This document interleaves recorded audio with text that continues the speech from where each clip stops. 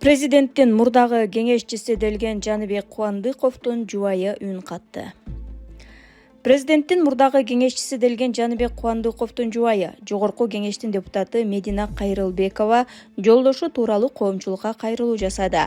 Чет өлкөлүк инвесторлорго ири өлчөмдө зыян келтирген деп шектелип, кылмыш жаза кодексинин алдамчылык беренеси боюнча айыпталып жаткан Жаныбек Кубандыков боюнча ал Facebook баракчасында пикирин билдирди.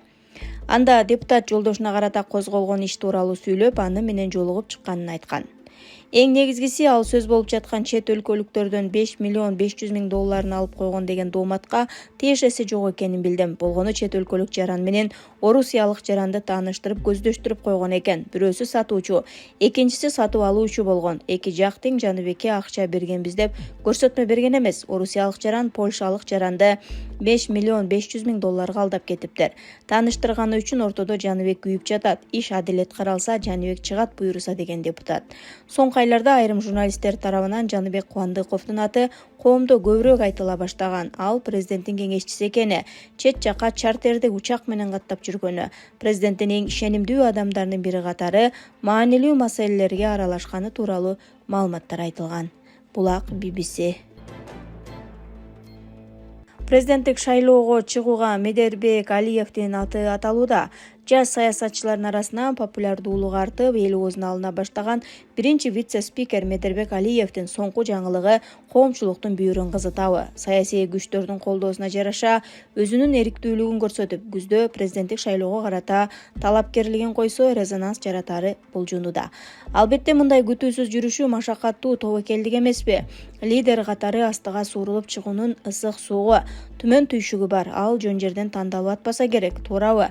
Медербек Алиевдин оор басырыктуу мүнөзү, билими жана тажрыйбасы, саясаттагы туруктуулугу айтор көп жагынан мамлекет башчысы болууга төп келишкен сапаттары талданып, тарых сыноосуна коюлабы. Натыйжада акыл калчанып анализ жүргүзүлүп атса, тараза ташынын оошуна жараша кадам ташталабы? Эмесе канчалык деңгээлде ишенимди актай турганына баам салып байкай туралы. Азырынча алган багыты, купуялуулугу менен өзгөчө бекемдиги байкалууда деп жазат Арыба Кейжи. Чынар Капарова, президент жана балдар. Садыр Жапаров абдан зирек, энергиясы да көп адам экен. Эч жаны тынбай тытынып иштеп жатканына күбөмүн. Кудай ден соолук берсин. Ал көңүл бурбаган тармак деле калган жок окшойт. Четинен реттеп келе жатат. Керек болсо майда маселе экенине карабай өзү көңүл буруп, бат чечим кабыл алат экен. Жанында иштегендер шеф өзү дагы тынч отурбайт, жанындагыларды дагы эс алдырбайт. Жакшы идея келсе түн ортосу телефон чалып талкуулайт деп айтып жүрүшөт.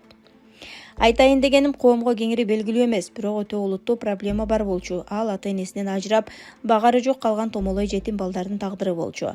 Мектеп-интернатын аяктаган соң ошол күнү көчөдө калышчу, эч ким камкордук кылган эмес. Курсагын тойгузуш үчүн балдар ар кандай кылмышка барып, кыздар туура эмес жол тандаган фактылар көп болгон. Мурда жетим балдардын тагдыры көп учурда көңүл сыртында калып келген. Интернатты же кесиптик лицейди аяктаган соң алардын көбүнүн барар жери, жашай турган үйү жок болчу. Натыйжада турмуштун оор шарттарына туш болуп, айрымдар ар кандай терс жолдорго атып, кылмыштуулукка аралашып кеткен учурлар да катталган. Бүгүн бул көйгөйдү чечүү багытында маанилүү кадам жасалды. Президент Садыр Жапаров ата-энесинин камкордугунан ажыраган жаштарды мамлекеттин көзөмөлүнө алып, алар үчүн Бишкекте атайын социалдык турак жай уюштурду. Эми жатак мектептердин жана кесиптик лицейлердин бүтүрүүчүлөрү окуусун улантып, же жумушка орношконго чейин көчөдө калбай, бардык шарттары түзүлгөн үйдө жашай алышат.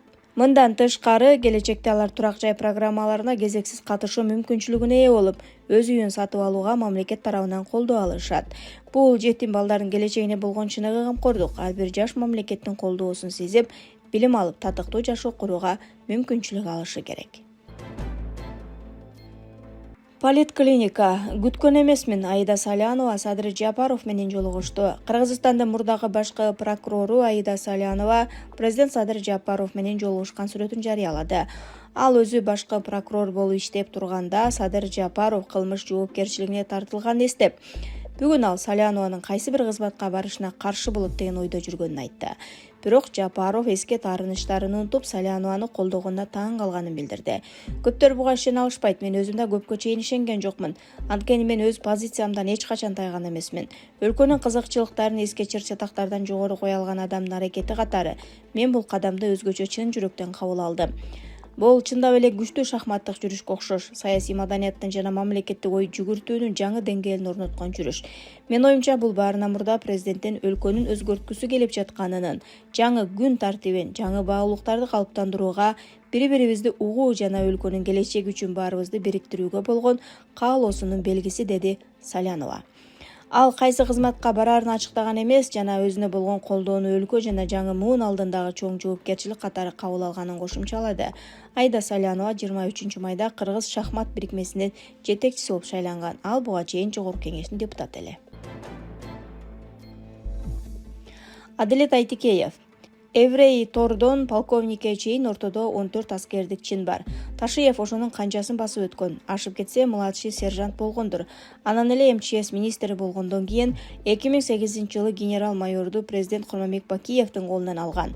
Ошондон бери келатат, формасын түшүрбөй. Бул өксүк комплекси. Чыныгы генералдар тойго формасын кийишпейт. Майрамдарда же кызматтык милдетине жараша иш учурунда, майрамда парад жана башка сыяктуу учурларда гана кийинет. АКМЧК УКМК башчысы боло электе эле генерал формасын кийип түшкөн сүрөтүн соц тармактардагы профилине жүктөп, баскан турган жеринде МЧСтин генералы экенин шардана кылууга аракет кылчу. Бул менимче психологиялык оору. Кийин УКМКга келгенде генерал-лейтенант, генерал-полковник аскердик чиндерин алды. Ошентсе дагы бул кишини жан дүйнөм толук түрдө генерал жана аскер адамы катары кабыл ала албай койду. Эгерде ал аскердик структураларда башкалардай болуп иштеп такшалып, андан кийин генерал болгондо азыркыдай каталарды кетирбейт эле. Анын генералдык чини бар, бирок ага эч бир жагынан татыктуу эмес, деп жазат Адилет Айтикеев өзүнүн Facebook баракчасына. Падишахан Султаналиевна. Бүтүрүүчүлөргө 50 миңге чейин букет алгандардын жакындарында билимсиз мейис агып түшүп калганбы? Эми 11 бүтсө, обу жоктонуп, жарышып, 4 байлыгын чачышып, келе сойле тооба, дүйнөлүк жогорку универдик только англис, француз, кытай тилинде окуп, кызыл диплом менен бүткөндөр дагы мейис иштеген ата-энеси татына кичинекей мини букет менен нарктуу баалуу акыл-насаат айтышканына күбө болдум. Оосардын баары аргасыз жылмаят. Ошол 25-50 миңге 10 том китеп келет, аңкылдабай окуп алышса адам болмок. Тарбиясыздын тарбиялаганы курусун, кимдин гүлү чоң деп жарышып, көргөнсүздүн көргөнү курусун, куру кыялдарга курутуп өз кыздарын.